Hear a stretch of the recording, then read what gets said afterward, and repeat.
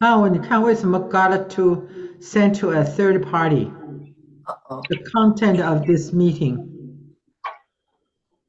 Which had disappeared.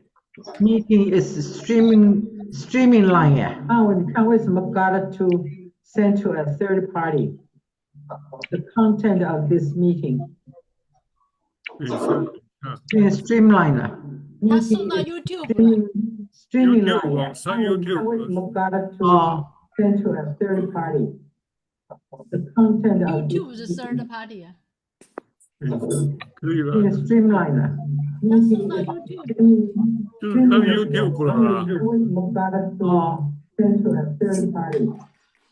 The content of YouTube 是 third party， 他上了 YouTube。可以了。Streamline 了。就是上 YouTube 了啊。Our computers. Send to a third party. Name tag.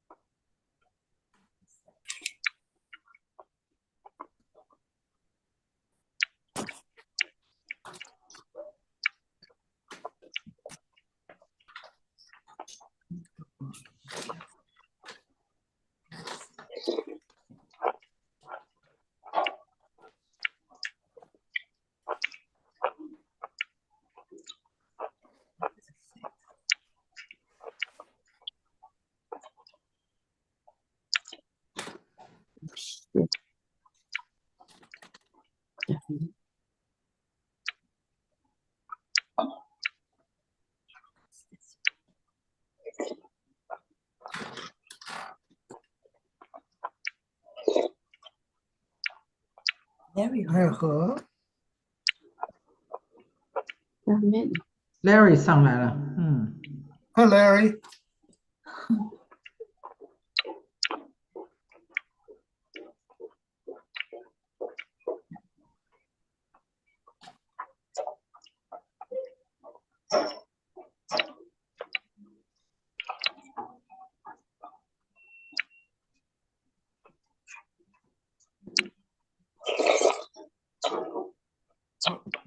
I just saw Sarah's name. Oh, Sarah, yeah. Hi, Sarah. Hi, Sarah. Hi. We have. Hi, Cheryl. Hi, Cheryl. Hi there.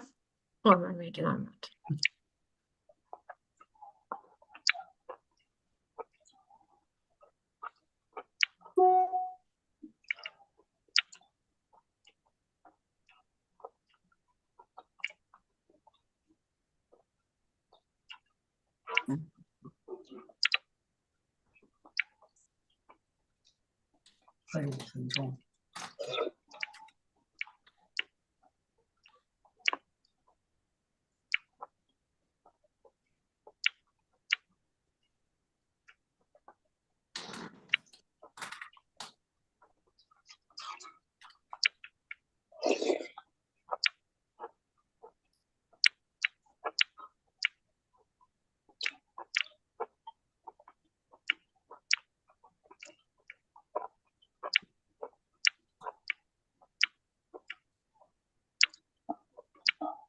Hi, Sarah.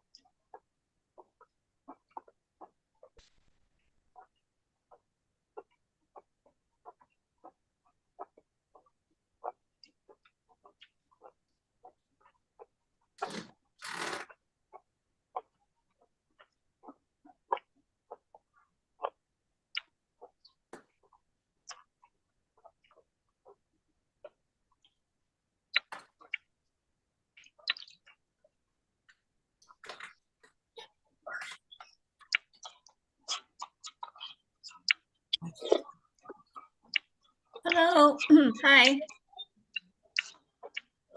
，Yauwu，你的 background 非常棒。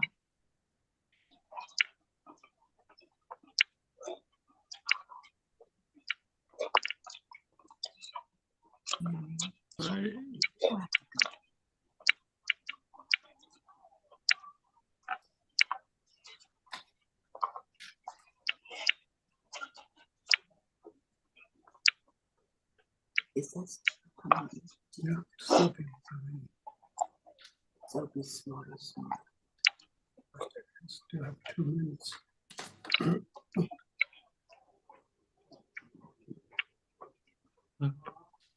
哎，有这20几个人了，就我们不认得那个吧？那个什么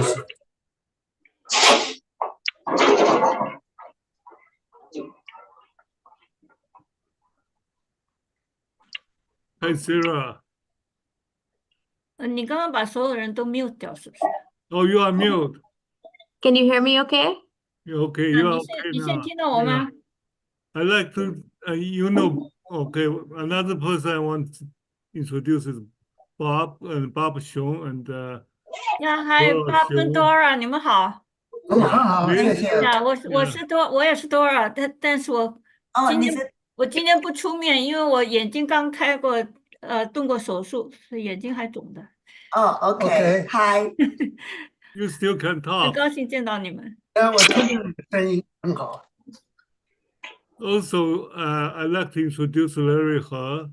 Oh, hi. Larry. 哦 Hello ，Hi Larry Larry， is Hi. living at the Brookhaven community in Lexington.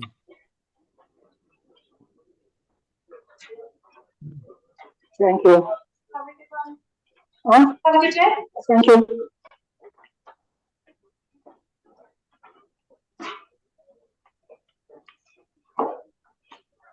Oh, Sophia Ho. Sophia cannot come. She has another engagement. You know about the lady?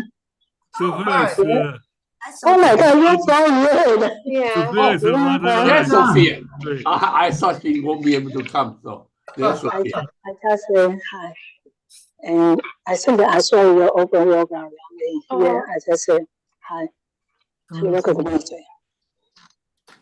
Look at that, that's very strange. So, okay. Yeah, bye.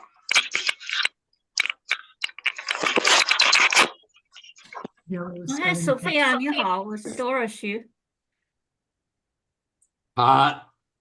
Sophia，你是不是听不见？ Sophia 听不见啊？你看他没有表情，我们讲他一点表情回答都没有。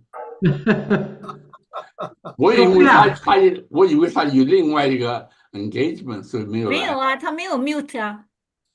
Sophia，我去告诉他，你等等，我告诉你。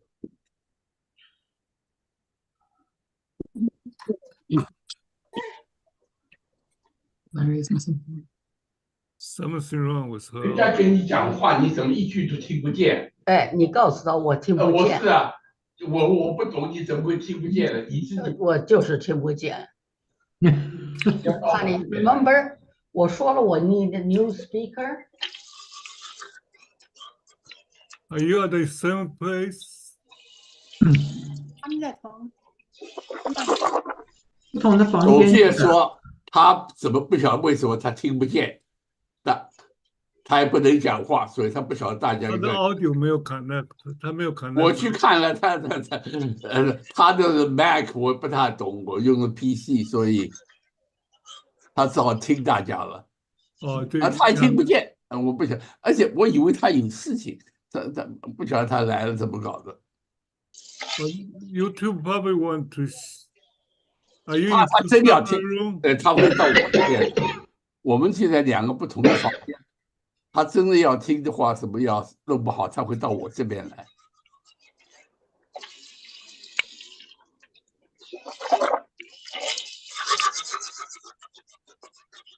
So why she couldn't hear?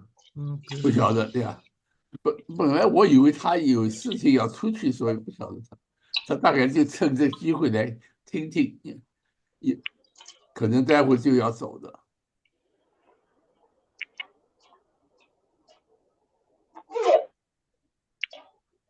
Okay.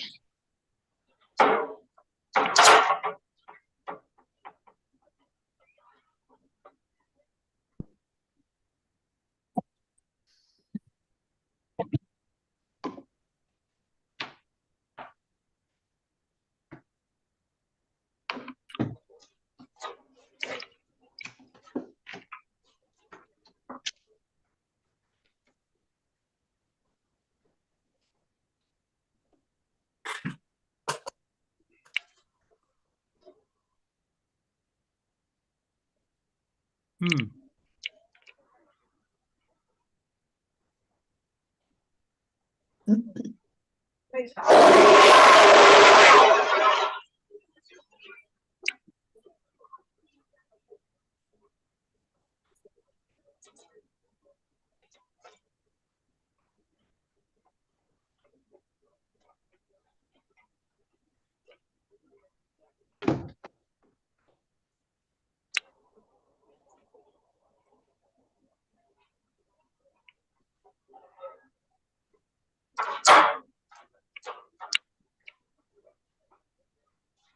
嗨，农历历 Hello, hi.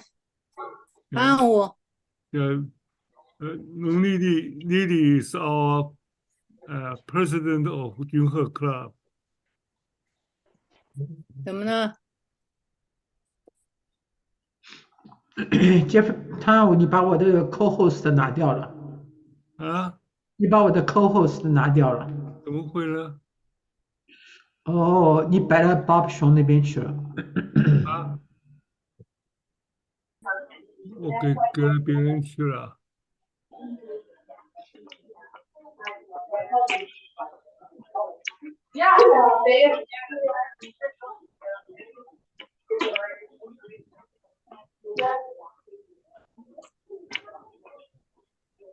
哎，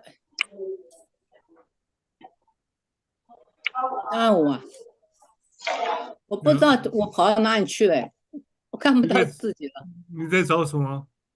我看不到自己到哪里去，刚刚出来了，现在怎么不见了？奇怪，反正我这 computer 常常有问题。Gallery show。呀，我可以看到你啊，农历历。你自己啊？哦，出来了。Hi, Larry. Hi. Long time no see. How are Yes, you? that's right. Yes. 你好不好？很好，很好。I thought you all set. All set. For your living condition, the 对，我们这也 Yeah. very well. Yes. I'm very impressed. I'm all set in that. Yeah. You invited us a few months ago or a year ago. It was very nice. Yes, Just yes. so We are very expensive. happy. Yeah.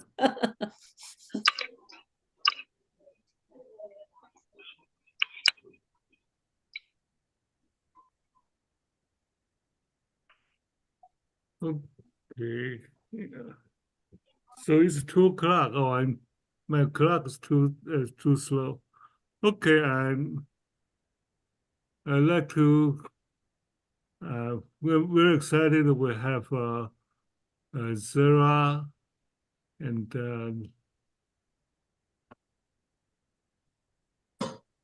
her partner Cheryl.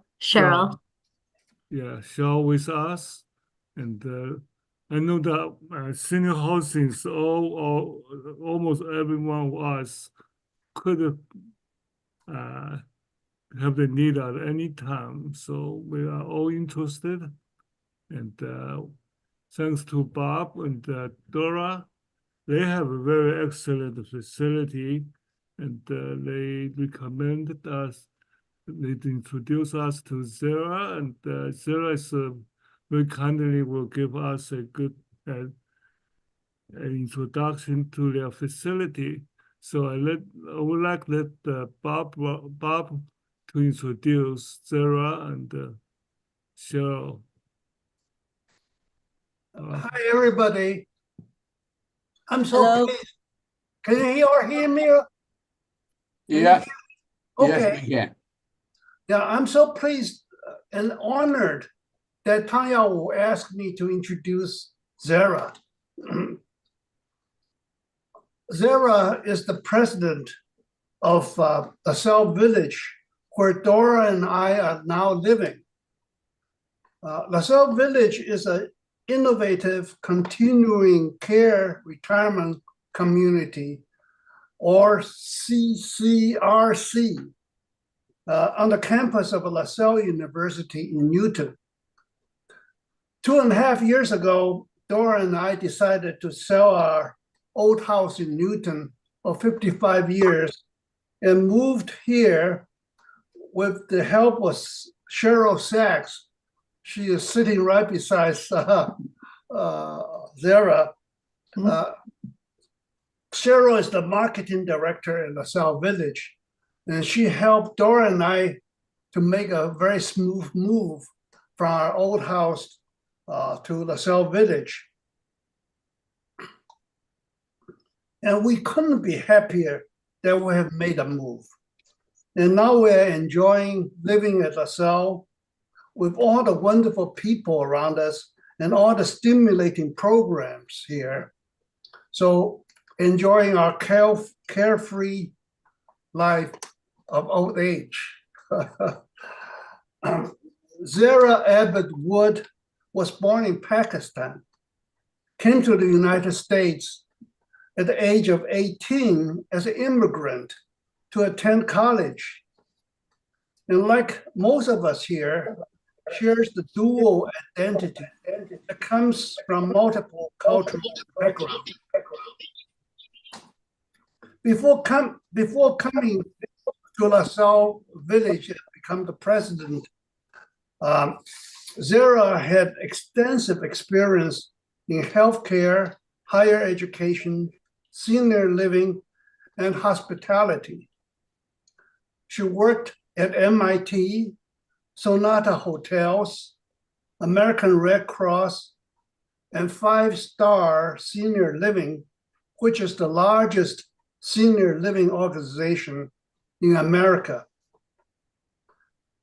She's committed to take from the different approaches of other cultures to evolve and enrich the Western narrative of aging. Since Zara became the president of LaSalle Village about a year ago, Dora and I, as well as many other residents at LaSalle Village, have noticed so many improvements that Zara had made to the already rich and exciting life here, as if by magic. Today, I'm so honored and to introduce Zara and can't wait to hear more about Zara's magic. So here's Zara. Thank you so much, Bob and Dora. It's been such a treat to get to know you. Okay, It's been such a joy to get to know you both over the last few years, and thank you for the incredibly kind introduction. I'm going to go ahead and share my screen and let me know, Yauwu, if there's any sort of issues in terms of what people can see. Are we good? Can everyone see my screen? Yes. It's black right now. Oh, it is? Here we are. Here we You are. can see it? Yeah, we Yes. can see it. Okay, one second. I just want to make sure that I Okay. get this. How you doing? How's your eye? Okay. All right, move this guy over. Are they saying that, you think? Yeah, I think they are. Are you seeing the black, Bob, are you seeing the black thing which says you are screen sharing? Okay. Oh, it's good. Okay. 对, that's it. Yeah. 谢谢. Okay, there we go. All right. So I want to start by just wishing all of you a very happy Lunar New Year. I'm excited about this year because I am the mother of a dragon. So it is 12 years since I became a mother. So I wish you all prosperity and joy this year and the year ahead. I am very conscious of the honor that this is for both myself and Cheryl. And as we were thinking about putting this presentation together, it was really important to us to not really talk just about LaSalle Village, although we are so proud of LaSalle Village that we could talk about it forever. But to really talk about the industry and what's out there, when I started working in senior living 12 years ago, I was shocked by how many concepts there were that I didn't understand. Having grown up in a country where the concept of aging outside of your family was not really a concept that was common, I didn't realize how much of an industry had really sprung up around the idea of aging in senior living. And so what our goal is today is really to share awareness, to create awareness, educate, and share information, and then make this presentation available to all of you. If you have questions about LaSalle or about the industry, we are available during this call or even afterwards to answer them, because it is an interesting space and there's a lot going on there. And I thought we would begin, as every good presentation does, with a dictionary or a glossary to talk about some of the terms that are really common in senior living. And I wished when I started working in senior living that someone had handed me this. So I knew when people said AL, IL, I knew what they were talking about. And so we'll go through this again at a high level. And then if people have questions, you're welcome to interrupt or wait till the end and we can answer any questions you have. And so some of these concepts I'll go through fairly quickly, and then we can talk a little bit more about LaSalle and about what we offer within our community. So the first type of senior living is really active adult. It's also known as 55 plus living, and it's really nothing more than age-restricted apartment living. So it offers seniors a chance to live with people of their age, with their interests, in a space where they have amenities, whether it's fitness, dining, other amenities, but there's no concept of healthcare. It's really just like living in any apartment building, except that you're with people that are over the age of 55. From there, you go on to independent living, which again is really for seniors that can live independently and are really active, but they want access to services and amenities that are really targeted to their age group. And so you end up seeing some care services on site. You end up seeing care services that might come into people's homes, but it's really people living independently that don't require that care. Assisted living, AL, is when people start to need help with the activities of daily living, but they're mostly independent. So they might need help getting dressed in the morning. They might need help with medication reminders, but for the most part, they want to live on their own. They don't want to be feeling like they're living in an institution. They need activities, programming, social activities. They might need help getting to those activities, but for the most part, they can live in their apartment independently. Assisted living is regulated. So there are licenses involved. The state comes in and it's regulated at the state level. So depending on whether you're in Massachusetts, in California, or in Arkansas, what they're allowed to help you with might differ, and your experience might differ. Memory care is a very specialized environment for people that have memory care issues, whether it's dementia or Alzheimer's. And people don't like to think about this. This is a really hard thing to think about.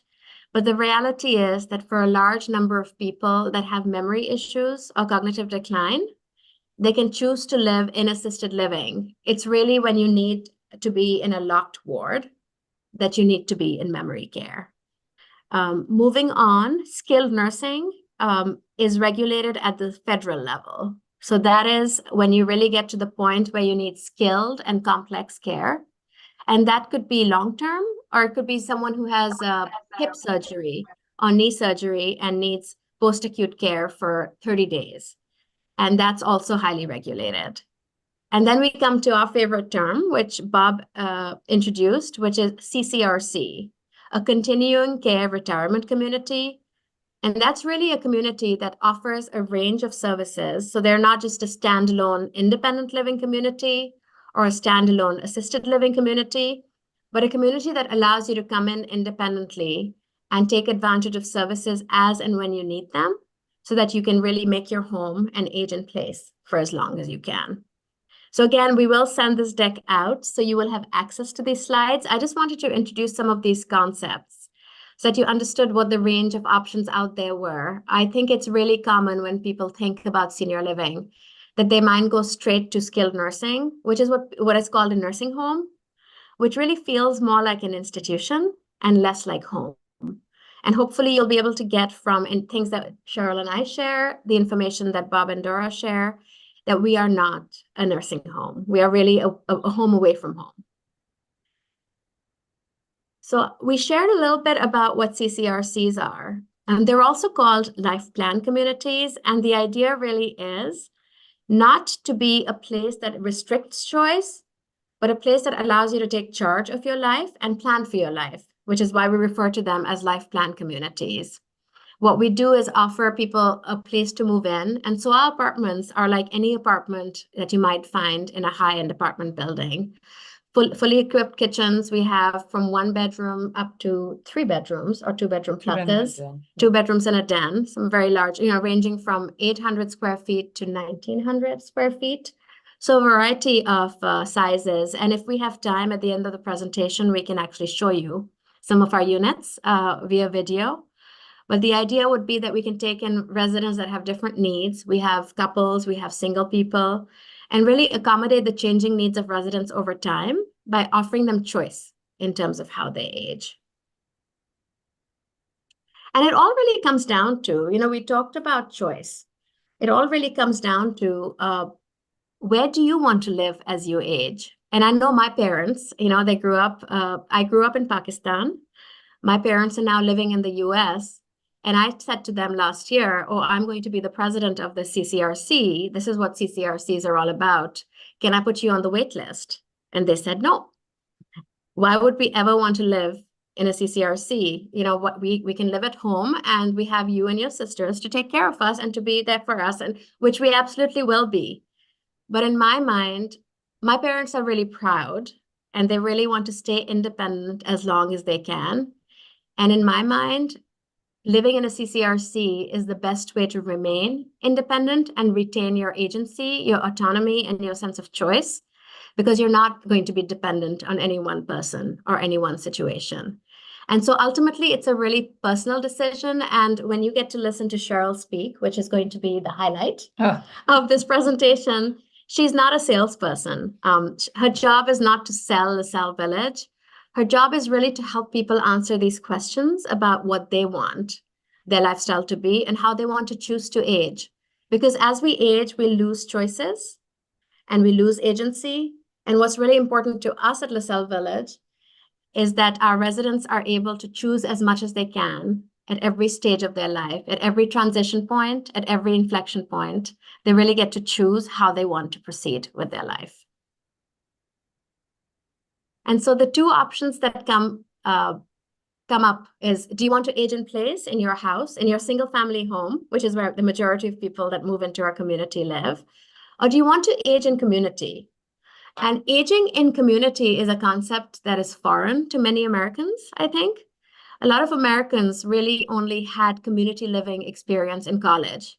So it makes them think of dorm rooms. It makes them think of collegiate living. In other cultures, the idea of aging in community or living in community is much more common. And it's less of an alien concept. But often I think that's what people grapple with, is this perceived loss of self as you start to share space with other people. And that often is a big barrier for residents or prospective residents to overcome. I thought this was interesting. There are a number of studies that have been done, both around the concept of social isolation and around the quality of life that is offered to residents in CCRCs, as opposed to people that are living either at home or in other types of senior living. And I know these social isolation facts are really common. I know I've heard people say loneliness is the new smoking, but I thought some of these statistics were really, really staggering. So social isolation actually increases the risk of dementia by 50%. It increases the risk of heart disease by 29%, and it increases the risk of stroke by 32%. And these are stats that came from a study that was done by the National Academy of Science, Engineering, and Medicine back in 2020, right before COVID hit. And these numbers are pretty staggering. I know based on US statistics, 1 in 4 American adults over the age of 65 identifies as isolated or lonely. The other study that I found was really interesting, and I think, again, this is more relevant to American, sort of traditional American families, is there was a 5-year study done with people that were aging in a CCRC as opposed to people aging in home or in a rental community, in a regular community. And it showed over those 5 years that CCRC residents tended to have an overall greater level of wellness than people that were not in a CCRC. Now, it's a little tricky because COVID was in there. The study was done, it spanned the COVID years, so which really changed things. The one area where it turned out that CCRC residents did not thrive or thrived equally to people living at home, ironically enough, was on the spiritual plane. So from a spiritual wellness perspective, CCRC residents did no better or worse than people living at home. But from an emotional, social, physical, intellectual, and vocational level, they all did better. I thought this was interesting. And again, I'm happy to share the actual study. I'll share it with Yauwu. So if anyone is interested in taking a look at it, they're welcome to. That makes sense to me. It does, right? Well, I was just saying, I think that makes sense on the spiritual side, because I think people who are spiritual are spiritual. And Bob, I think of you with this, actually, because when it's been an important part of your life, you're going to take that with you no matter where you are. And but these other things actually change significantly when you're here Based in on the terms of the environment itself. Yeah. So I tried to give a little sense of what the services are that a CCRC offers. And we've talked about the continuum of care extensively. You know, there really is, what it gives you is access to higher levels of care, because it's really daunting. Looking your future in the eyes is really daunting. And so knowing that you can move into your apartment and that you will have access to these higher levels of care and on-site care services, if you need them as a safety net, is comforting and reassuring, and that you're not going to have to make that decision over and over again as you age. And with that comes peace of mind. I know, Bob, you said something about stress-free retirement. I think those were the words you used. But what you're getting when you move in is really a home that's taken care of. You have housekeeping, you have home repairs, you have no external maintenance required. You have 1 or more meals a day that are prepared for you. We're working on getting a Chinese menu, Bob. But we did have I think that's the biggest challenge for residents that are coming in, is having to eat someone else's cooking. We have security measures. We have an on-site desk. We have 24-hour campus police. We have emergency call systems, and we have on-site healthcare. And that's peace of mind, not just for our residents, but for their families as well, especially when we have residents that have family members that are far away. It's really comforting for them to know that their parents are cared for and with people that will care for them. Lifestyle enhancement. So we're not just about care. We're about making people, allowing people to design the life that they want. We do offer a wide range of amenities. We'll talk a little bit about those later. And again, our relationship with the university really changes the breadth and scope of what we can offer. And so the education piece is really a big piece of why people choose to come to LaSalle Village as opposed to any other CCRC. But the other thing, and Cheryl will talk about this when she does her section, is the sense of community. We are one of the smallest CCRCs in the Boston area, which also adds to our level of intimacy. We are a lot more down to earth, I think, because we attract residents that are focused on learning, on growing, on constantly evolving. We don't have residents that come in that really want to dress for dinner and sort of focus on those aspects of life. They really want to belong, they want to grow, and they want to connect. And so what we offer is a community of like-minded people that really allow our residents to thrive socially and emotionally. So I jumped the gun a little bit. in talking about CCRCs as to what makes LaSalle Village unique compared to other CCRCs. And again, we'll share a little bit about the education program. We put a little snippet in here of our daily schedule, so you can take a look at what we offer. We offer a different kind of engagement and programming. We're in Newton, right off the Riverside T-stop. So we're probably more centrally located than any other CCRC in the Boston area. Definitely the only one that's accessible via public transport. Which allows our residents, even though we do offer transportation services, it allows our residents to maintain independence and agency. If they want to take the train into the city, for instance, they're able to do that. A university partnership, which we'll talk about a little bit later, really differentiates us. And how we're designed, we don't feel like a lot of these CCRCs you walk into and what they feel like is a high-end hotel. What we feel like is a village. Our core campus, the building that you walk into, is called our town hall. And everything from that name to how our buildings intersect to the cozy little libraries that are in every building really lends the feeling of a village. So it is really special.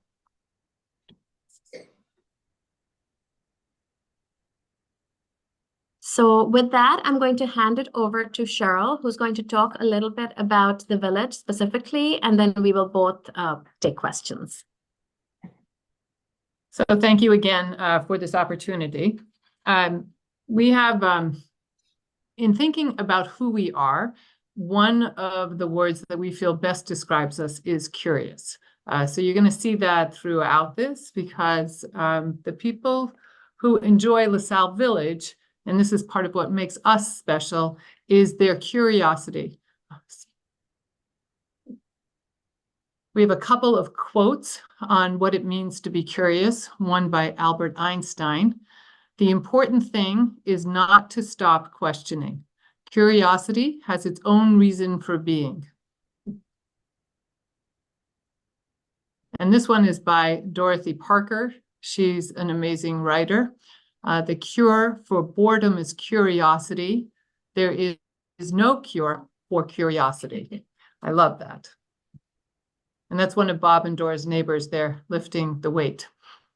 So we're very pleased to introduce you to our community where learning is a way of life. LaSalle Village works for people who are, in the deeper sense, curious about a variety of things, about life, about learning, about community, about the world.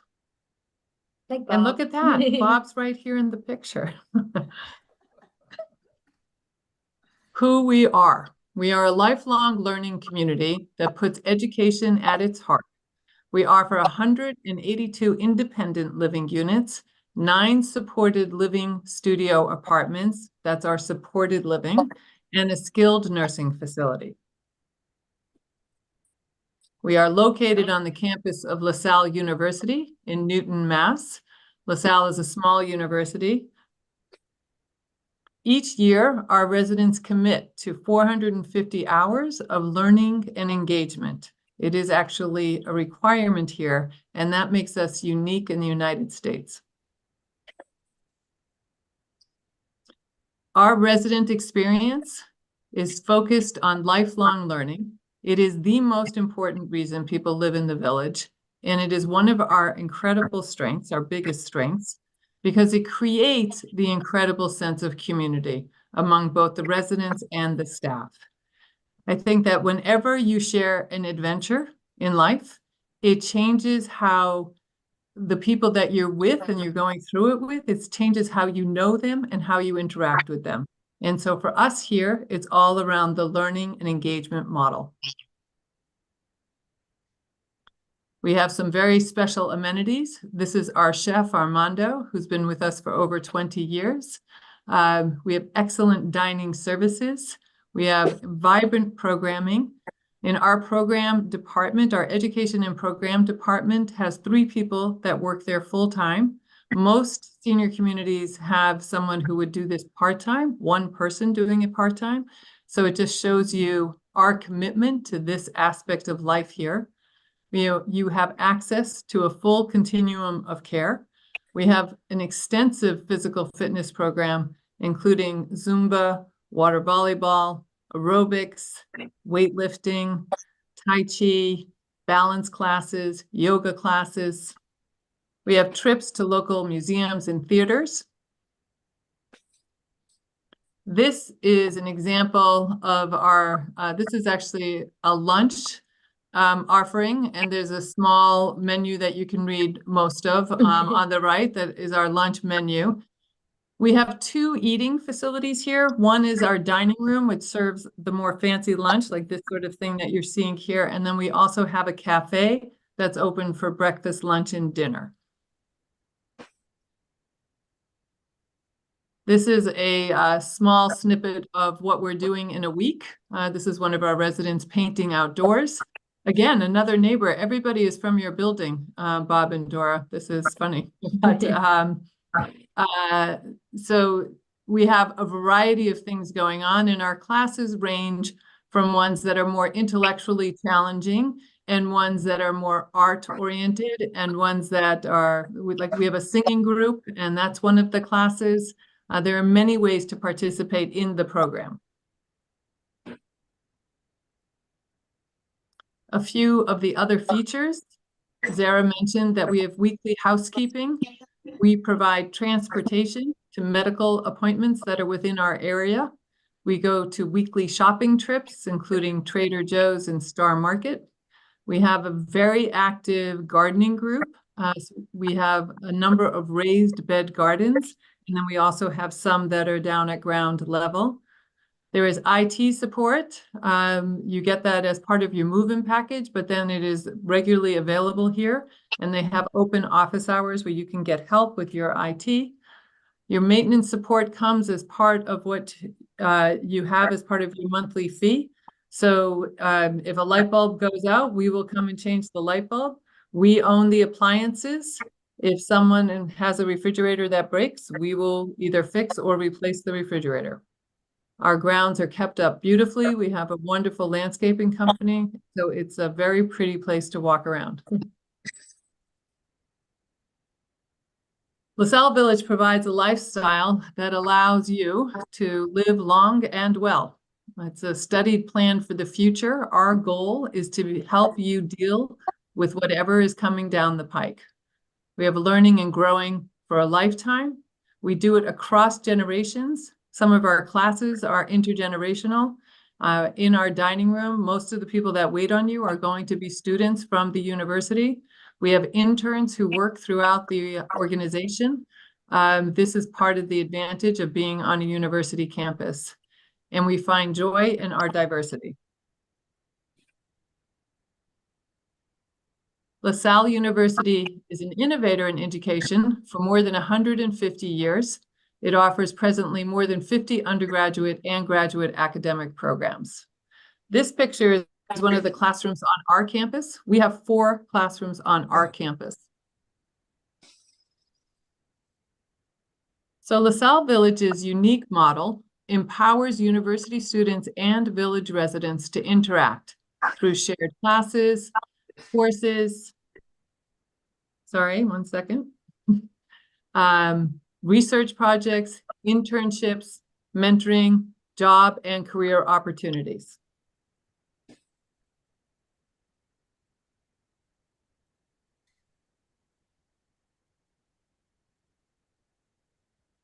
Residents have access to the university resources, which includes a larger library, classes for the lifelong learning, faculty experts in many areas, and some of the faculty teach the classes here on our campus as well. You connect with the student workers, as I said before, in the dining room. You can take and teach classes as a member, as a resident here. We have a tutoring program for our staff members to work with, for our residents to work with staff members to help teach English as a second language. You can serve in the university student government program, and we have a very robust and engaged committee program, including 15 committees. One of which is the art committee that is co-chaired by Bob and Dora. So presently, we are very lucky to have an excellent reputation, and it's not all luck. I would say some of it's the magic that Bob and Dora referred to before.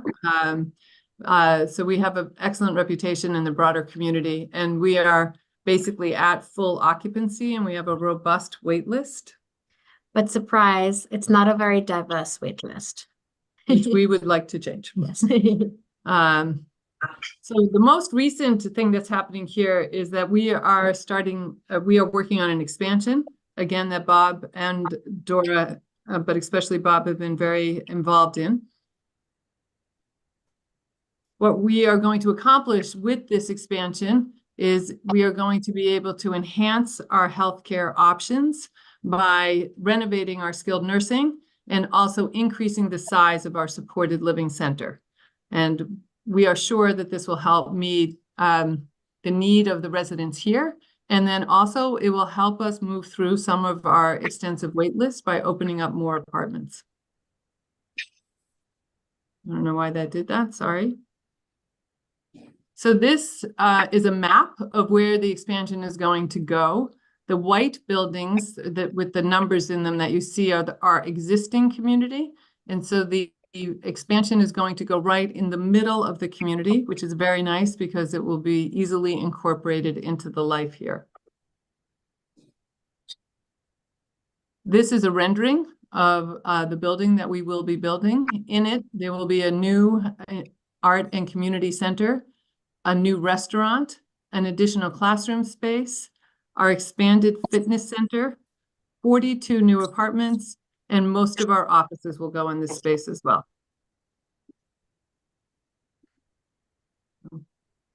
That's why it doesn't. Yeah, we are building the building. We are working to make it as green as possible. It will be a sustainable building built to passive house certified levels. We will use non-emitting materials whenever possible. We're targeting low embodied carbon. We are looking at, we're studying the potential for geothermal, but I skipped one. We are also going to be putting solar panels on the roof. We will have an occupiable roof terrace, which we're very excited about, and garden area. And all of this is because we are mindful of future generations.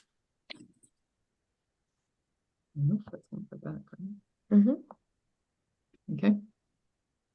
All of our buildings presently are connected, and this one will be too. And you can see the linkway here, and it will go across to the town hall building, which is our main building. So in thinking about making these decisions about what to do as we age, it is hard to be too early, but it is easy to be too late. And so that does make it a little bit harder, because generally making this type of decision is not about, I need this now, so I am doing this now. It is about making the decision that this type of life is enticing to me, that I like what it offers, that I want to join that community when I am doing well and healthy and can be successful in becoming a part of it. And so that's where the advanced planning comes in a bit. And that's it. That's it. We're hoping you have questions. I think maybe I would love to, Bob and Dora, if you're open to it, maybe sharing, because we've done our spiel, but how do you feel about the village? What were you expecting when you moved in, and have we lived up to that expectation? Oh, well, this is I'm Dora. going to stop sharing so that we can. This is Dora Shaw, and I am Bob's wife for 62 years. And we thought we should move after Bob retired. So we thought we should be moving here. I think starting a new life is always a very difficult decision, but actually it's not really so difficult. I think the word a new life adjusting in the LaSalle village, it's not as difficult as just making decision moving or downsizing from the old house. But thanks to Cheryl Sachs, and she gave us a lot of information to make the job easier. And I think we've had did not to have too much trouble starting a new life here, because the people at La Salle Village are really friendly, and they have all kinds of committees, and they have a welcome committee and assigned to a couple, like a buddy, and they guide us and help us whenever we need, and a lot of other people help us. And we never get lonely here because there's so many things going on. And so we are very happy here. And like all the classes I like to pick, I really enjoy like art classes and exercise class. And I even learned a special blood class from a doctor, and it's very educational. And also nice things on Saturday morning, and some residents will share their science and health topic, and they are extremely interesting. They make the talk very entertaining and easy to understand, not so technical. So that was I enjoy too. And I like to play ping pong, so I joined the ping pong group and get to be pretty good. I get to play with all the men that I like. And I think Bob can add some whatever you like. Well, I have a similar experience. I find the people here are really interesting. There are so many people who are so accomplished, but when you meet them, you can never tell, because they're all like us, getting old. So age is a great equalizer here. And I enjoy personally most is to play ping pong. And the people I play with, one is 94 years old. And some of the classes that we're taking are taught by people over 90. So they are inspiration for us. I enjoy swimming. I enjoy the swimming pool, the water aerobics. The classes I enjoy taking.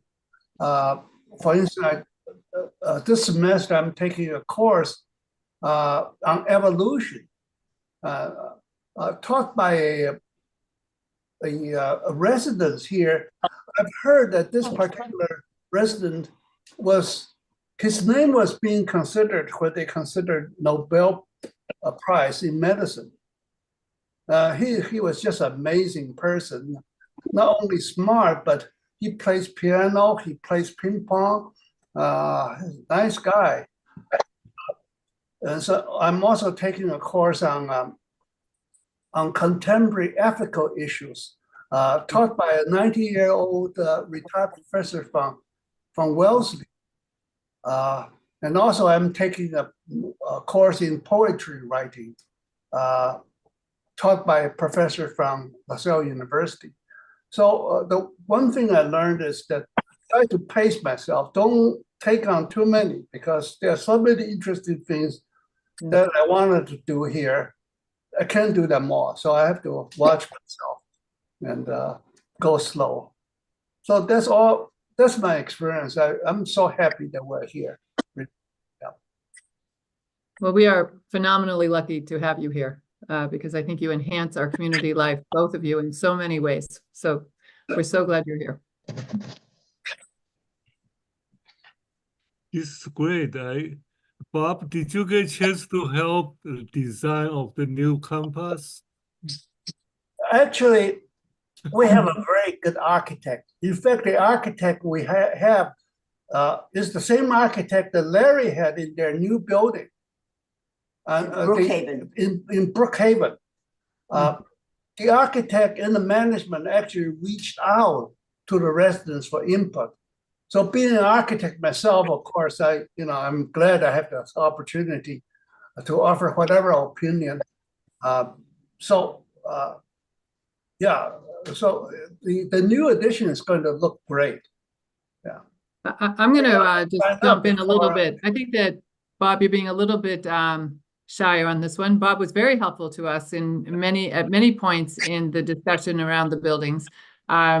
has a different way of looking at it and introduced some ideas, some of which flushed out and worked out, and some couldn't work out, but were instrumental, I would say, in guiding a lot of our process.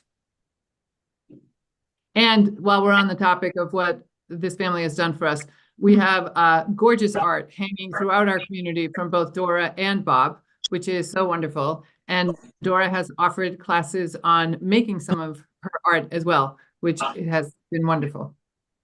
Thank you. Thank you.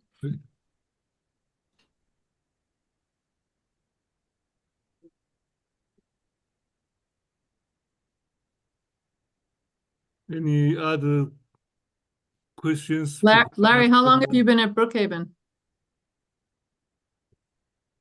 You're on mute. Okay, can you hear me? Yes. Yeah, no. 2 years. We're very much like Bob and Dora. We've been married 64 years. We both have both my wife and I have a college education here. We sort of grew up in this. And I very much appreciate that remark by Vera. You know, we came from a different culture, and so sometimes I know people say, "Well, you move to a senior living community because none of your children want you, so you get dumped at this place." That's kind of Chinese thinking, but we don't feel this way. Our children thank us enormously for relieving them of any of the care. So that's, and I think Cheryl also mentioned one of the last slides, that don't wait too long to make decisions. It's absolutely important, because I know I have 2 colleagues at MIT, very smart person. They waited too long. They couldn't be admitted because you have to pass a mental and physical test. And so don't wait too long. That's very important. And like Bob and Dora, we're enjoying our experience enormously. So, I'm all for moving to this kind of environment. I mean, every place is slightly different. Brookhaven is probably different from myself, but both are terrific places. So we have no regret after living here for, like Bob show and Dora for 2 years now. So every bit is lived up to our expectations. So I highly recommend all our compatriots, Chinese Americans, to consider this option. And Boston is one of the great places. I think. I wonder. Yeah. Yes. Wonder how is the waiting list? You say you have a very robust waiting list. How long will wait if we get in soon? How long the waiting? There probably is no soon, but the wait list. So Larry lives in the place with the longest wait list of any place, which is Brookhaven. Years. We're a little bit better than them in terms of the wait list, but it's been there's a real shortage of senior housing, unfortunately. So the world has changed a bit in the last few years, I would say since COVID, so the last 4 years. Because people used to make a decision about where they wanted to go and go on the one list. As it has become more competitive and harder to get in, there are many people now who go on more than one list, which I recommend doing. But it means that there are a lot of people that you're going to go to who I might be their first pick, or someplace else might be their first pick. And so I might be their third pick, and they're not going to come here unless they feel they can't get into number 1 or 2, or the other way around. So it's definitely not a 1-for-1, but my best guess is that the wait list right now at a minimum is a little bit more than 2 years for a 1-bedroom apartment, and up to about 5 years for a 2-bedroom apartment. I see that in the chat that there are some questions about pricing. We have a very large range of units. So our units go from 1 bedroom, as Zara said before, to large 2 bedrooms. They start actually a little bit smaller at about 700 square feet, and they go up to just under 2,000. Our prices start at just under 500,000, and they go up to $1.4 million for the entrance fee. And so there's the concept of, I think just to explain the concept of the entrance fee, is that when someone moves into our CCRC, they put down a one-time buy-in fee or entrance fee, which ranges, you said 500? A little under 500 to about $1 million, just under $1.5 million.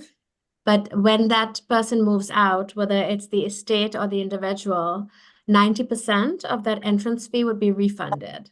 So that really is, we're a nonprofit, and we essentially use that money to run the community. It's a very, we sort of leverage the investments that we make with that buy-in fee and use that as our reserves, and then use the investments to run the community. We are a highly profitable community for a nonprofit, but we do rely on those buy-in fees to help fund ongoing operations without having to eat into our reserves. Then there's a monthly fee. And that is one of the models, going back to what Zara said before about the different ways of doing things. That is one of the key aspects of continuing care retirement communities, generally, that they are entrance fee, and this is how it works. So there's the entrance fee and the monthly fee. The monthly fees start here at just under $5,000 a month, and they go up to $11,000 a month. And there is a second person fee of $2,000 a month. The reason we divide it into the two is that a lot of people come in as couples, but no one leaves as couples. So you don't have to pay for the second person when one person passes away.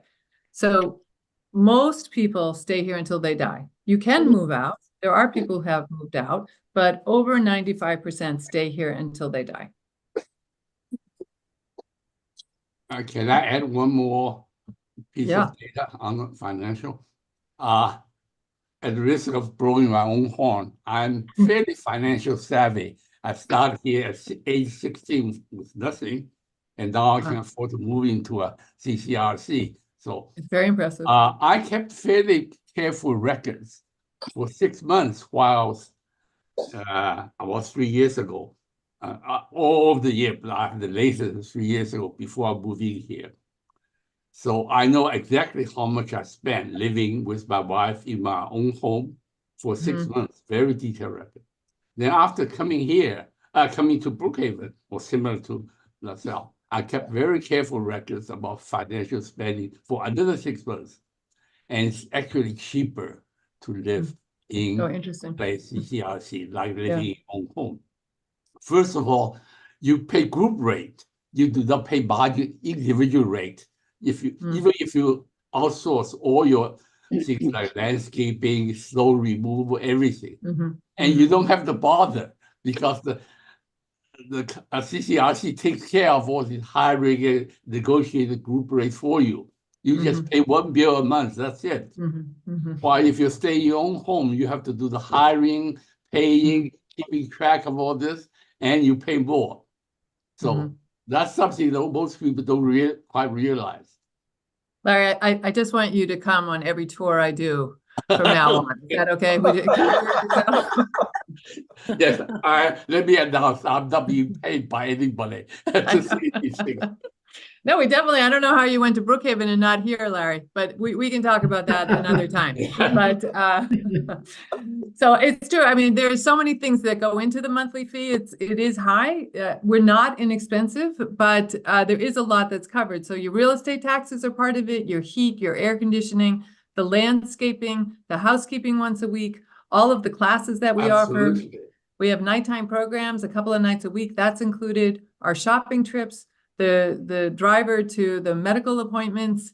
So what you're spending outside of this, unless you are traveling a lot or doing something that, in your individual life, that it's going to be, the rest of your bills are very low. And they're not bills. Like you said, Larry, you're going to pay one time, one thing. You don't have to spend as much time managing all of that. Exactly. Andrew, you asked, sorry, go ahead. Yes, I see that lovely extension of your community. And when you expect that it's going to be finished, or it's just still on drawing, on the paper? I mean, is it ongoing already or what? And no, what's it's still the very timeline? much a drawing on paper. We are, yes, we're breaking ground in the fall. So we're probably breaking ground in October, and it's probably a 2-year project. So we're envisioning that it would come online before the end of 2026. Oh, okay. It's good to put a name right now in to get to the Yeah. new unit. Exactly. Yeah. And I know we've had a few questions come in during the chat. One was a question around the size and the layout of the units. We spoke about that a little bit, but we'd like to show a video of a couple of the units to give people a sense and a flavor for what the units look like.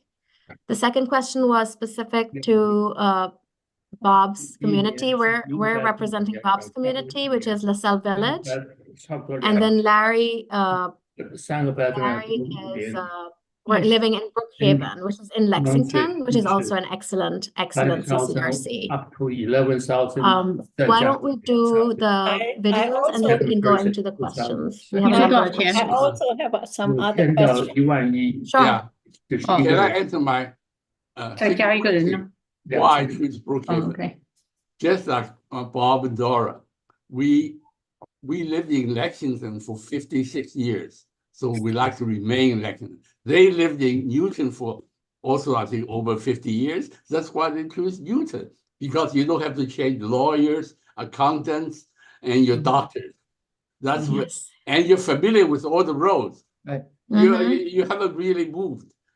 If I had moved to, heaven forbid, California or someplace where my children live, even if I'm moving to a community, I'll be lost. I have to make new friends, get all the new professional help, so forth. So that's the reason I remain in Lexington and why Bob Dora remain in Newton, because we're in a familiar situation and saves a lot of bother making new friends and getting all the new professional help. 100%. Is it all right if we show the video now of the rooms and then we can go? Question, can I? Yes. Yeah. Yes. Question. Thanks for the nice presentation and good to see Dora and Bob. Haven't seen them for a long time. Yeah, I'm just wondering, like, this is CCRC, so you go in, you are very healthy, and then when you have to go to nursing, you will be putting nursing. And whether the nursing always have room for whoever, do you always have room or do you have to send the people to other places? We have never had to send people to other places. We actually have a fairly large skilled nursing facility where we're able to accept people from the outside as well. So if someone has knee surgery or hip surgery or some other episode at Newton Wellesley, they might get referred to us. So we have a large number of post-acute care patients that come in from Newton Wellesley. And if we ever, we would always choose a resident over someone from the outside. Yeah, so someone from our community would always get picked over. So if we ever got to the point where we had more resident needs, we would reduce the number of people we took from the outside world. Right. We also generally have some advance notice on that. So we know if you've been to the hospital for something, an event like an orthopedic event or a heart attack or a stroke or something, that you're going to be coming back to us, and we will hold a bed for a resident knowing that they are coming back. So if we are not residents and if we have an operation, we need a rehab place. Yes. Does your place open up for somebody who are not your residents yet? Correct. You do? Only in the skilled nursing, but in the skilled nursing, yes, we do. On average, we're running at 26 beds right now. And on average, we have 6 to 8 people from our community that are there, and the rest of the people are from the community the broader community. The broader community. So yes, if you wanted your physician to refer you to LaSalle, we call it LaSalle House. Before yes. become a residence. Yes, exactly. You can accept it. You can do that today. Yes. So the price, of course, is different from the one. Well, it's Medicare. It's Medicare Oh, yeah, reimbursed. that's right. Yeah, Yes. So you would be covered. Yeah, it would be covered by Medicare. So if people have long-term care, does that kick in somewhere? If we have residents that have long-term care, that does kick in. It's long-term care plans vary really greatly from, depending on who the provider is. There's plans are very different. There is a question around the cost of our nursing facilities. As per our, and this is part of the reason why people choose CCRCs over moving into a standalone senior living community. Our monthly costs are all inclusive of the skilled nursing. So if someone moves into skilled nursing, they pay for 2 additional meals a day, and they pay a state tax for a bed, for the bed, which is about $8 a day. So in total, it's about $32 a day. So they pay an additional $32 a day, but otherwise their independent living rate is what they would end up paying in skilled nursing, which is where the peace of mind comes in for our residents. So yeah, for the residents, once they get in, when they get to the nursing, the price does not go up. Oh yeah, only by $32 a day. So that's where you can really start to think about planning and where you start to see the peace of mind, because you know that no matter what happens, your care is taken care of from a budgeting perspective. Is that religion like Catholic or do you have a priest? It's a secular community. We've gotten a lot of requests, including from myself, honestly, to have a more spiritual focus for the campus. But right now we don't have any sort of chaplain or priest. So it is a personal choice. We are looking to, with the expansion, provide access to a quiet room or a spiritual space that people can leverage. So and the people can living bring in. Yeah, people bring in. Especially at end of life, people bring in spiritual people that have meaning for them. But yeah. But for like if you just want to go to doctors, and does the place supply the ride? We have a transportation department that provides rides. I believe it's within 5 miles. We provide rides to medical appointments. You have to sign up, but we just have to coordinate. We have 3 people on duty, so we make sure that we have availability. The reason we have the limited radius is so that we don't have people waiting too long. We also have, if people are willing to change PCPs, which, if you have someone moving here from California or from another state to be closer to their children, they don't have a network that they're affiliated with. We do have a physician service that's on site 3 to 4 days a week that people could choose. And then we have a wellness center that's open 12 hours a day that is available for day-to-day needs as well. Thank you. Oh, you're welcome. I'm just going to go through some of the yes, sorry. I have a question. Yes. This is Andrew Sung. I live in a CCRC. I'd like to find out what's the name of your CCRC and the name of the CCRC where Bob Sean lives, please. That's one and the same. Bob lives in our facility, Bob and Dora, and we are at LaSalle Village. Where do you live, Andrew? In CCRC in New Jersey. Oh, the name of nice. the CCRC is called Shadowbrook, not Shadowbrook. Whatever it's Erickson's. Oh, it's an it's Erickson Erickson, site. yeah. Yep. Okay, very nice. Some questions we've seen in the chat. What is our criteria for choosing the residents? We actually don't, it's a first come, first serve process right now. So as people come in, we put them on the wait list, and as apartments become available, we reach out to the wait list in order of, in sequential order. The reality is, people might not be ready. People will join the wait list before they're ready. So we've reached out to someone and they'll say, we're not ready yet, so we don't want to come look at that apartment. Other people say, oh, I don't want to move in until you have a 2-bedroom available. 1 bedroom's too small for me. So we do reach out to people in the right order for the wait list. Sorry, I'm going to move this so we can plug in. Sorry about that. We're getting some power. issues. We do make sure that we reach out to people in the right order, but we don't only pick people because we like them. But I want to fine tune that a little bit. Mm-hmm. So we talk to everybody to make sure that we're a fit. And there are a couple of things that are important in terms of this. It's not whether we like you or not. That's never it. But we are like the idea of the classes and understand what that is. That's a big one. And then we do 3 assessments before someone comes in. We look at you financially, we look at you physically, and we look at you cognitively. And you have to pass all 3. The physical part is not so much passing as understand. You have to be able to live here independently when you first come in. So you cannot need aid at that time with your activities of daily living.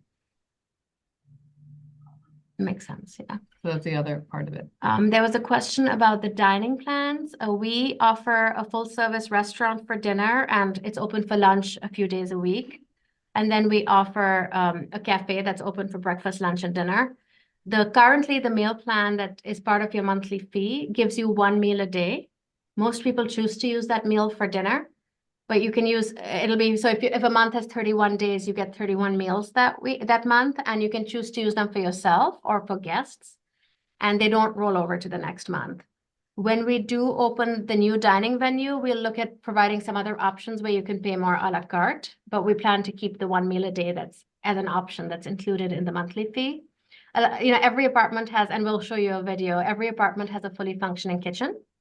A lot of our residents prefer to cook. Some of them don't even use the meal plan because they prefer their own cooking. There's a question around the average age and median age of our residents, and I'll let Cheryl answer that. So the age when they move in, as well as currently. Age of move-in is 79-80 on average. And then our age of being here is mid-80s, 85 or so. Our age range right now is 67 to 102. So there's a big range. Let me make sure we've gotten all the questions. There's one around how do we start the process? So the way people usually start the process is either by going to our website and filling out a form or calling our number, and our wonderful sales coordinator would answer the phone. We pride ourselves on doing personal tours. We pride ourselves on really building a relationship with each individual and making sure we're meeting them where they're at, answering their specific questions. If there's a number of you that are interested, we would be definitely interested in doing a group event for you. So, if you want to reach out to me, to Bob, or to, Yauwu, we can start to gather those names and we could coordinate something.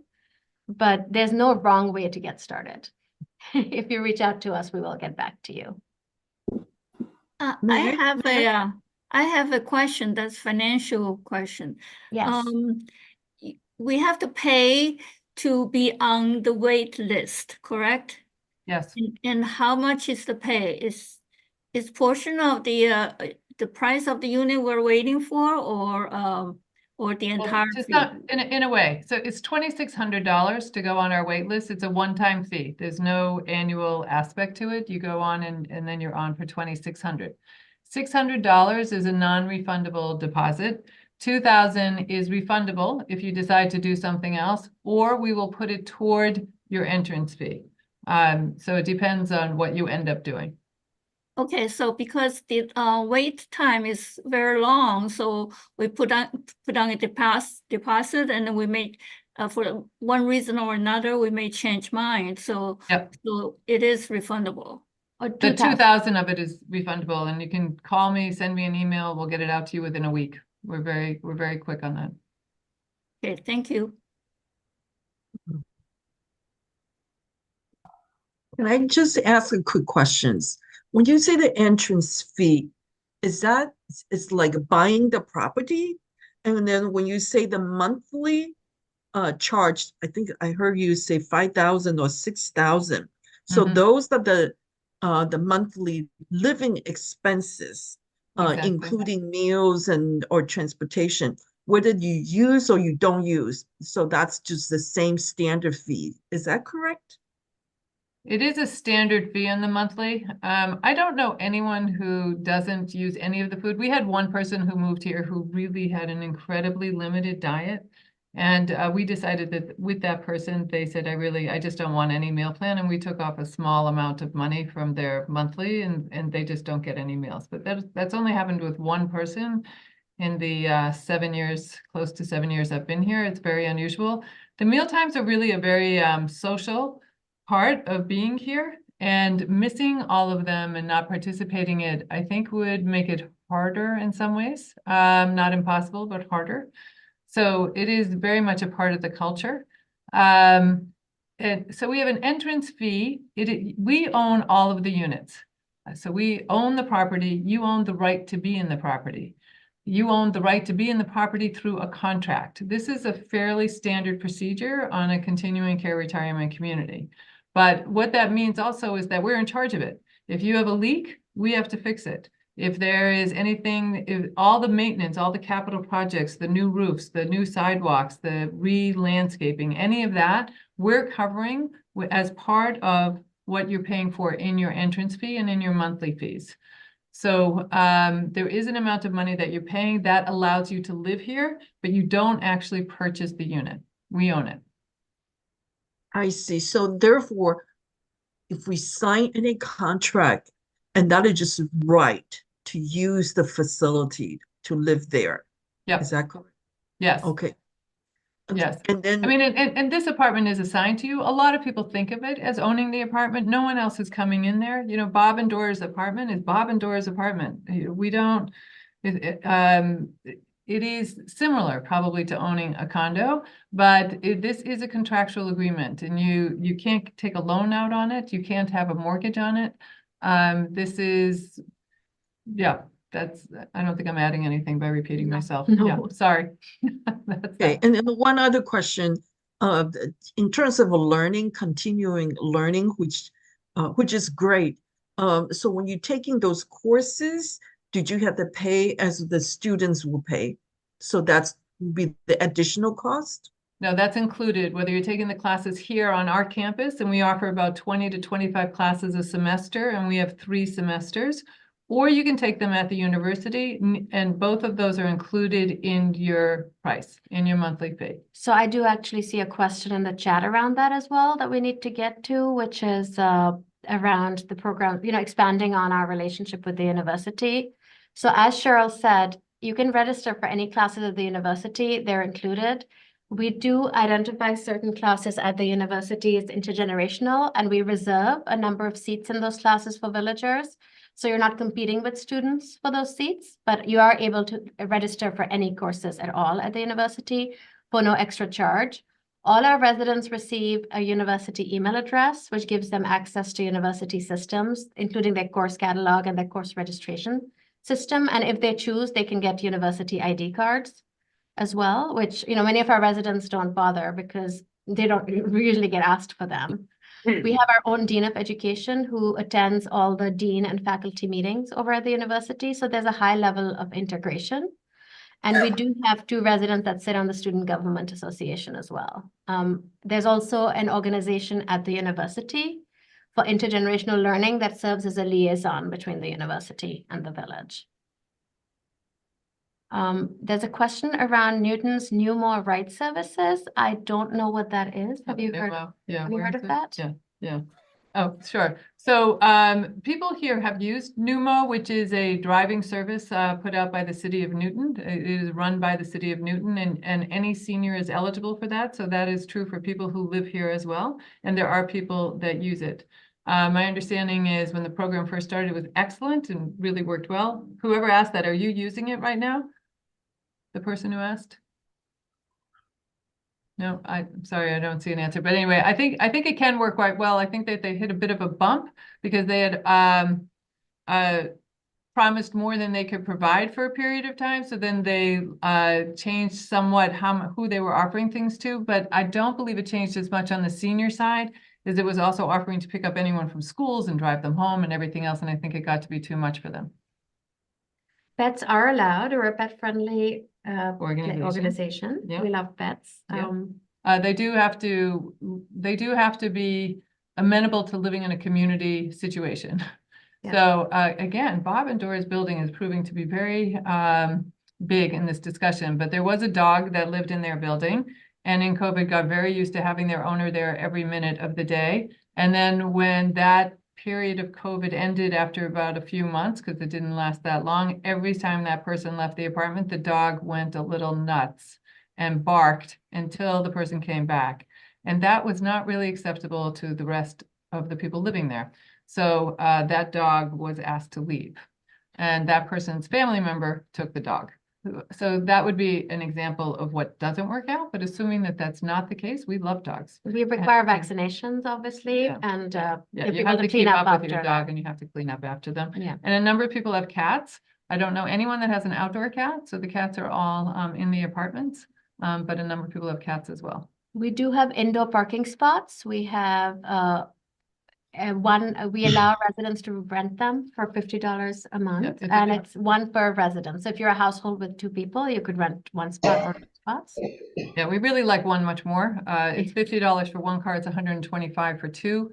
We are a little bit parking challenged, so we love it when people get down to 1 car.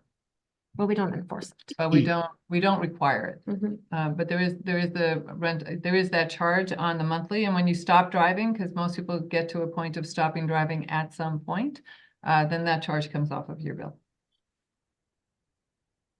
So like the animals, dogs, if they have, do you specify they have to be on the first floor? No, Oh, you can everywhere. take them down in the elevator and the stairs. Most of our buildings are 3 floors. The new building will be 4 floors, but they all have elevator access. Did you want to show the apartment? Yes, I will share the apartment video. Sorry, let me show We can, Bob and Dora might want to show you theirs because they have a beautiful 2-bedroom. Can you see my screen? Wait, I might want to stop the share and do where you can share with video.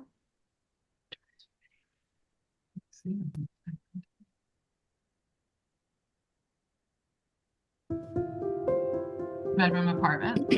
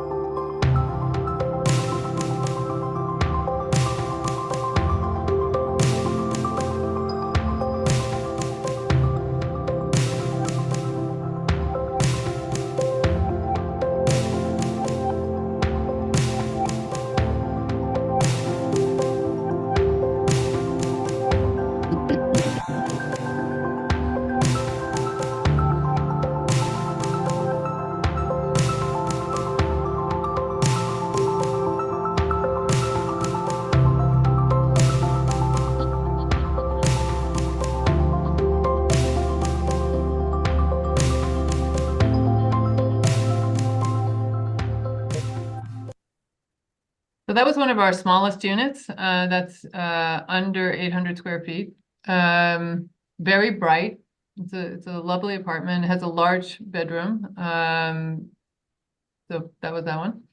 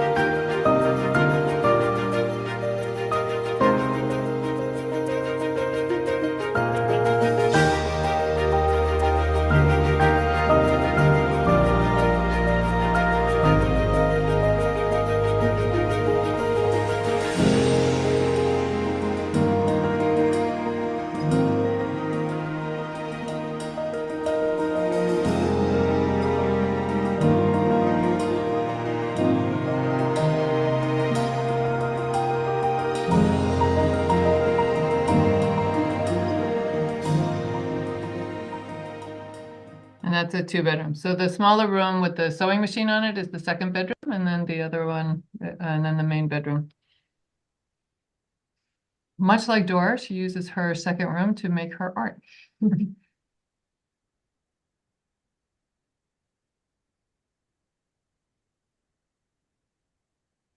Could you give us a price of that larger unit you just showed us?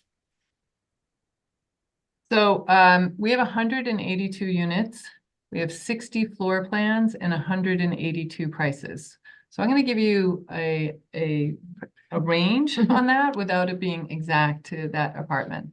So the 2-bedroom unit is likely to be about 820,000 on the entrance fee for one person at that point, and about 7,500 a month as the monthly fee. And on the 1-bedroom that we saw, it's going to be more about 530,000 and about 5,100 on the monthly fee. The units are not furnished. No. They're unfurnished. You bring in your own furniture. So the first one that we saw was a staged unit that we have. And the second one was a person who let us film her unit. That was her furniture. Has it, excuse me, has anyone who has a need to change from a 2-bedroom to 1-bedroom? We do allow internal moves. I will say many more people think they're going to do it than do it. But it is possible to do that. We've only had 1 or 2. 2. We've had 2 in the time I've been here that have actually made a move.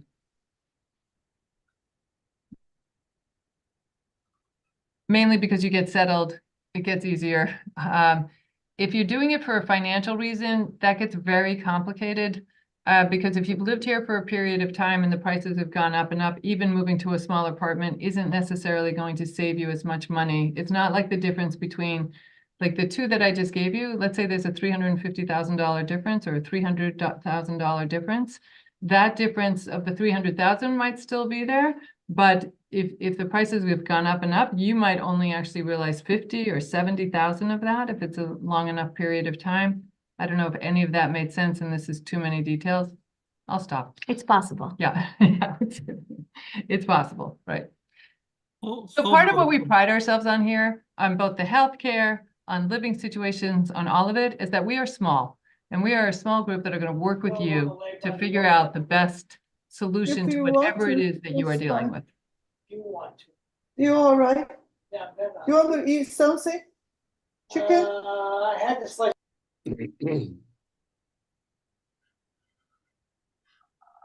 What's suppose the price going up, inflation, how we handle that will be because we are on the fixed income or the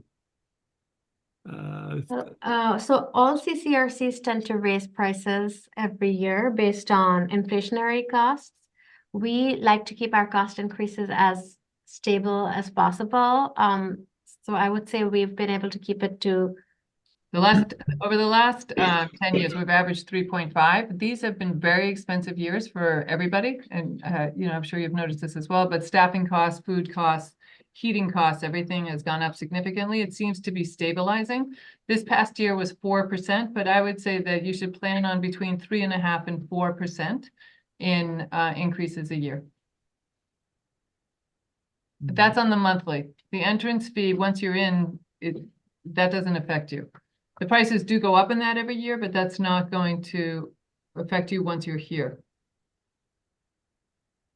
So what will happen if someone get into the financial difficulty after 20 years of stay? Suppose we do that. Yeah, right.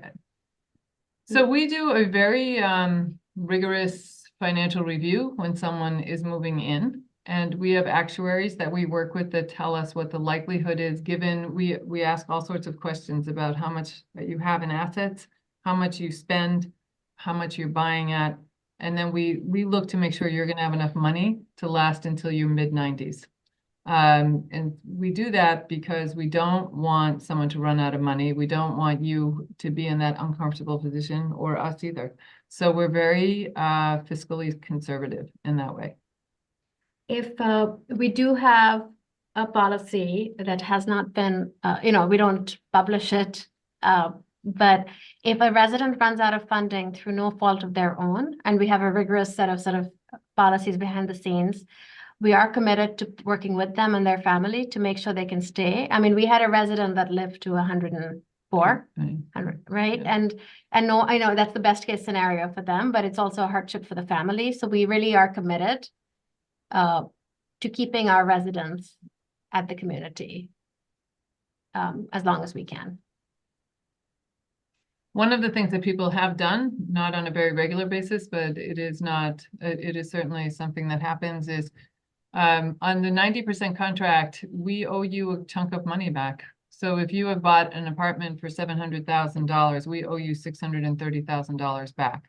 So if you live to 101 and are running out of money, you can borrow against what we owe you back with the permission of the president of the village and the CFO. Mm-hmm.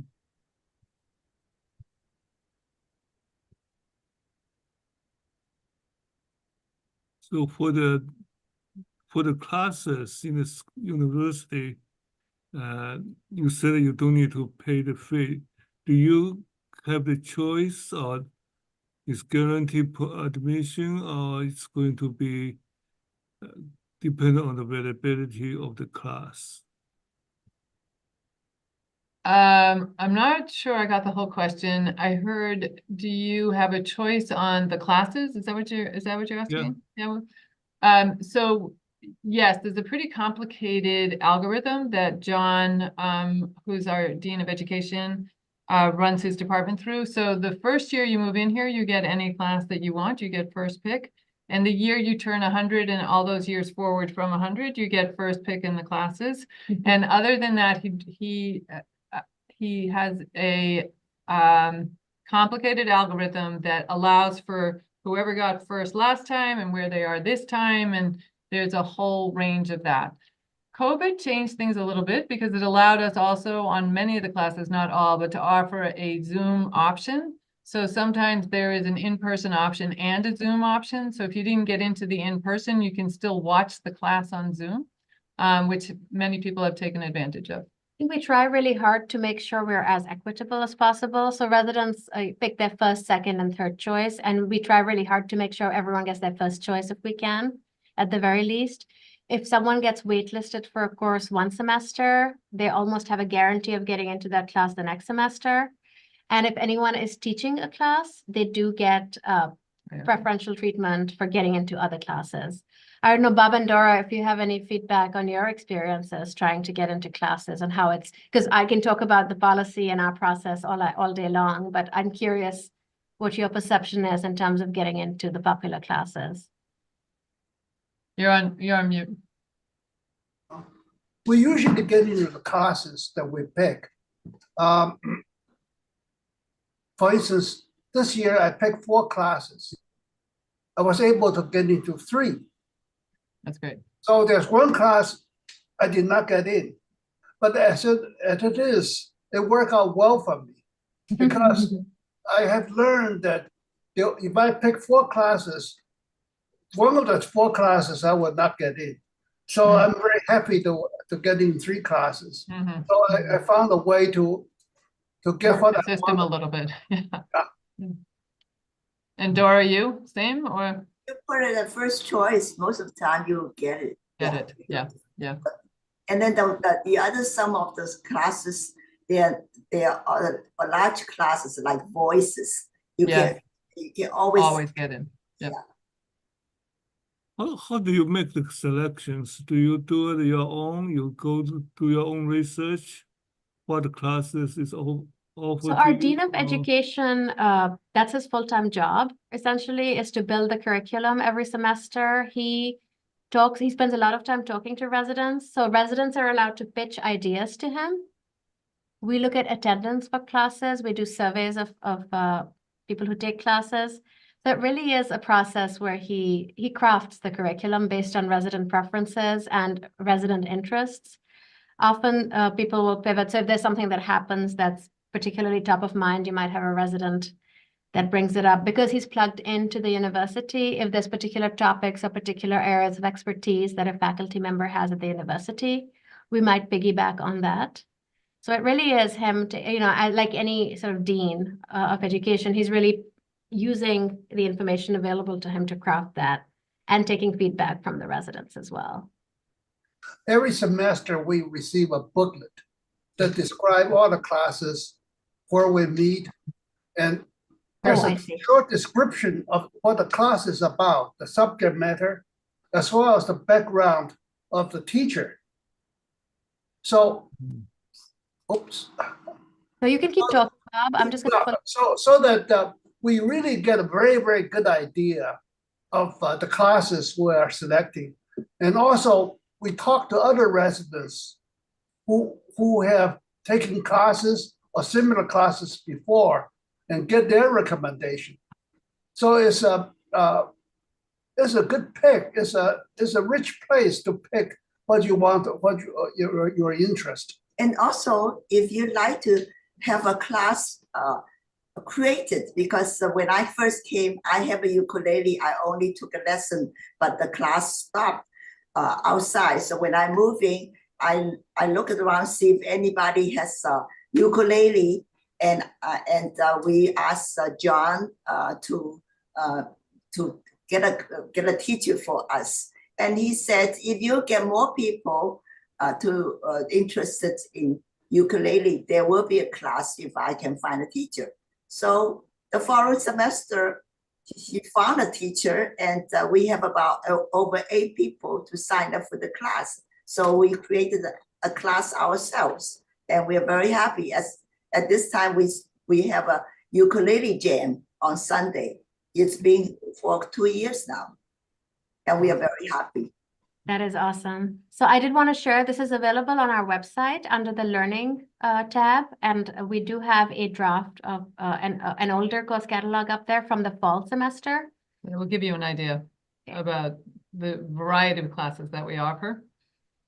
And it does give you instructions on how to sign up for university classes as well.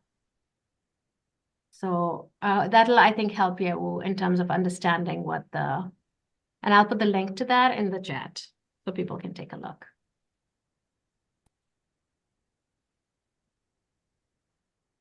That's very interesting. Yeah. Mm-hmm.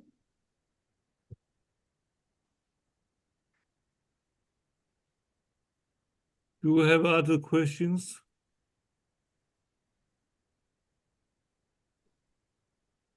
I have a question. Can you tell me more about the association? Can you tell me more about your association? So you have someone from New Jersey. I thought it was more local.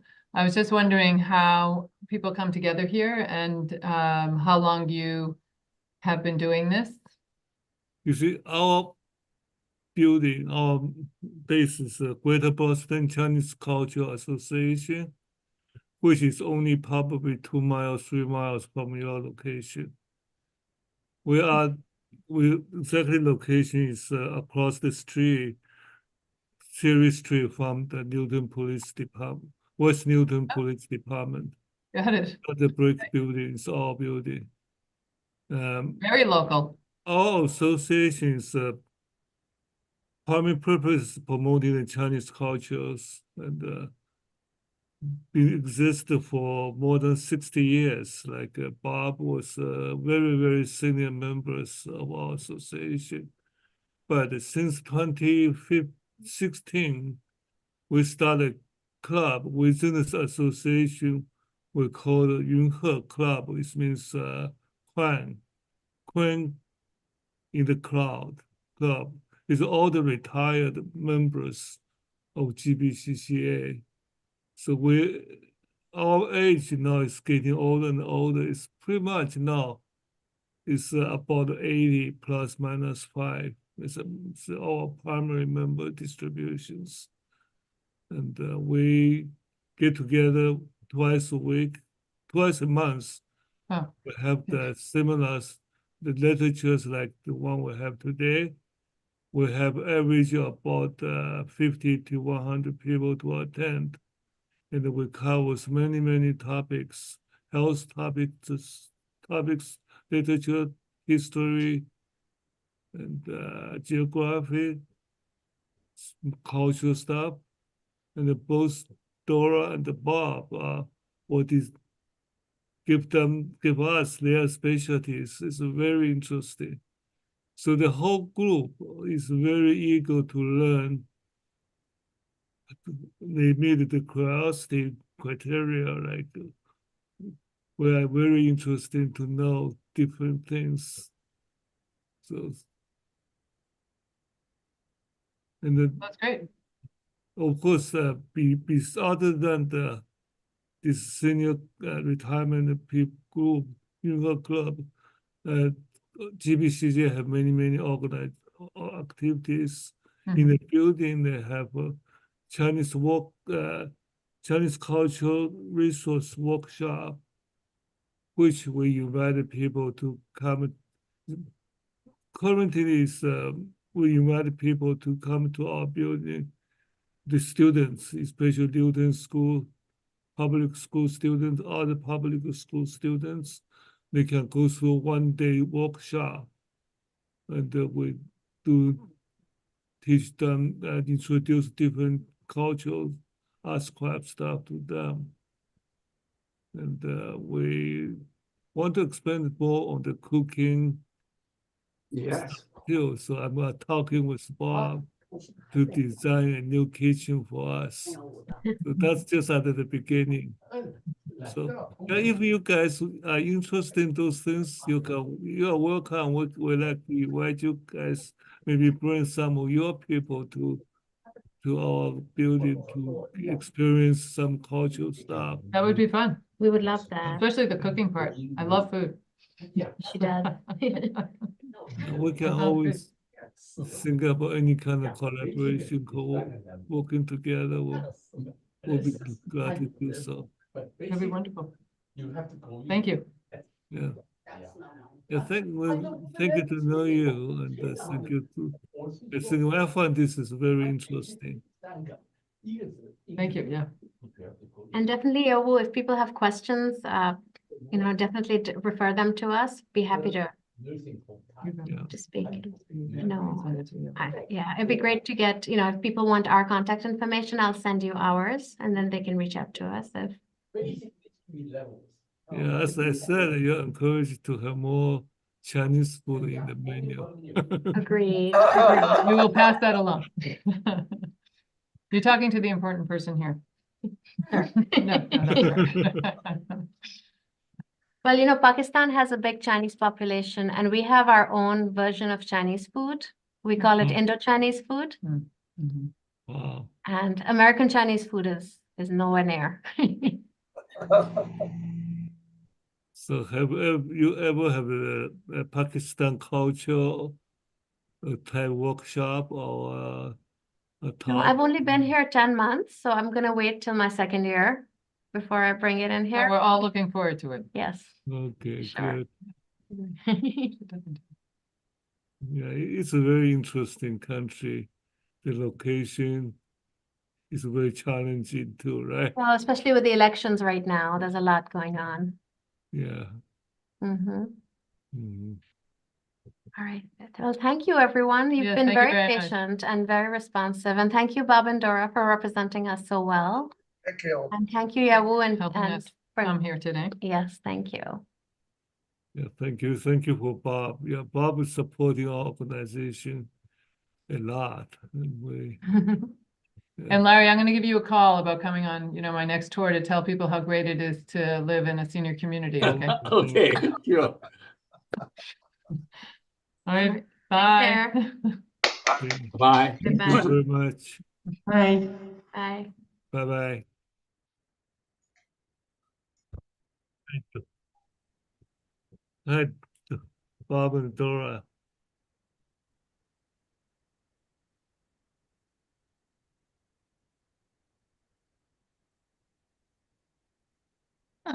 Andrew, Yes. 你刚刚说 you said you live in New Jersey, Yes, I live in New with Jersey. the Erickson Senior Living.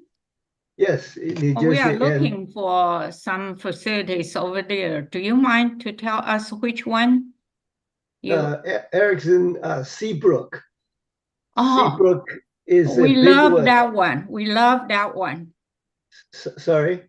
We You saw love that that one. We want to move over there, but my son says it's too far. So we are still fighting. Yeah, okay. So you live over there. Okay, we know that one. Very pretty. Yes, it's very Okay. large. We have Yeah, very 14, large, very pretty we have one. 1,400 people. I know. We visit Yeah. there 3 times already.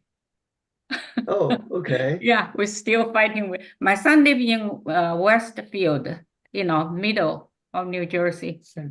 Yes. Central Jersey, and he said it's too far from his house, so we Yeah. are still fighting. Okay, all right. Thank you. So maybe next time we go over there, we'll ask you. Yes. But Okay. let me comment on one thing on the too far. It's too far for him to visit you. He's not visiting you every day. I know. Right. He said if emergency or whatever, but anyway, we'll talk. So Yeah. nice to see you. Okay, thank you. Okay. Yeah. Seabrook is still looking for prospect residents to come in.